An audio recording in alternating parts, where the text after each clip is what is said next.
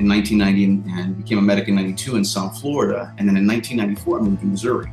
There's a big reason as to why I ended up choosing healthcare over the law enforcement at first, which was from the time I was little, I always wanted to be a policeman. From the time I was 5 years old, I knew that was what I wanted to do. But when I was 13, my father was electrocuted at work. And I'm the one that dialed 911. And so the crew came in and not only took care of my father, but one actually took enough time to put his hand on my shoulder and say, hey, look, you need to do this, this, this, and this. We're going to give your dad the best care we can, so on and so forth. And of course, at 13 years old, I was scared to death, right?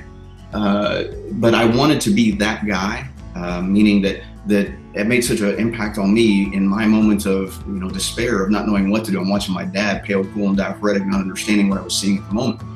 And so that's why I went on to EMS, to pay back the powers that be, so to speak. And I ended up going to work for the very service that my dad was picked up by. So flash forward, moved to Missouri. I didn't want to raise my kids in the urban environment. And so in January of 1995, I became a full-time policeman. Well, I'm now a martial artist and doing all that other stuff, and law enforcement DT instructor. And then I'm like, people were always asking me at the ambulance base, because they knew I was a cop, they knew I was a martial artist, and go, hey, if somebody got you like this, how do you get out of it? Or if this happens, what do you do? And so then I would show them something. Well, after enough times, I went, yeah, guys, but there's so much more to it than that. So I created the actual initial program that was approved for CEUs in 1997. So I created it in 96, started teaching it in 1997.